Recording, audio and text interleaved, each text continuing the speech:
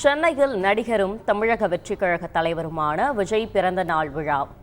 சாகசம் செய்த சிறுவன் தீக்காயமடைந்த நிலையில் இதுகுறித்து பாதிக்கப்பட்ட சிறுவனும் அவனது தாயும் கூறும் கருத்தை கேட்கலாம். இது நான் இதுக்கும் 15 வேர்ல்டு ரெக்கார்ட் பண்ணியிருக்கேன். இது நான் சாகசம் பண்ணும்போது சகஜமாக வருது தான்.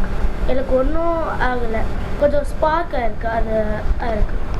ஐ வில் கம் பேக் ஸ்ட்ராங்காக இருக்கும். நான் 15 பண்ணும்போது எனக்கு எப்பவுமே சேஃப்டியாக இருப்பேன். இந்த வாட்டி பண்ணும்போது லைட்டாக அந்த கவனக்குறைவுக்கு தான் என்ன காரணம்? அது டக்குன்னு அதிகமாக ஸ்பார்க் ஆகிருக்கு. அந்த மாதிரி ஸ்பார்க் ஆகனே கை ஃபுல்லாக இருக்குது. ஓட மல்லி வைப்பாங்க, கையில் வைப்பாங்க, சேஃப்டியாக இதுதான் வச்சுருந்தோம். பட் அது ஏதோ ஒரு ஸ்பார்க்கில் விழுந்துருச்சு. இந்த மாதிரி பண்ணுறது போது சில டைம் இந்த மாதிரிலாம் நடக்கும். அந்த கல் 555 ஓடு உடைச்சிருக்காங்க. அப்போல்லாம் கல் கை இதுவாயிருக்கு, இது பண்ணியிருக்காங்க. ஸோ இதெல்லாம் நடக்கிறது தான்.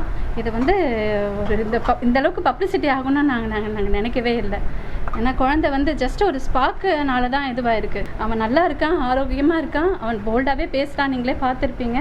ஸோ அவன் நல்லா இருக்காங்க. லைட்டாக காயம் தாங்க, ஒரு நெருப்பு காயம் பட்டால் எப்படி இருக்குமோ அதுதான். அவன் ஆரோக்கியமாக இருக்கான், நீங்களே பார்க்குறீங்களா. ஆனால் நாங்கள் தான் விருப்பப்பட்டு இந்த ஈவெண்ட்டுக்கு நாங்கள் சாருக்கே கேட்டோம்.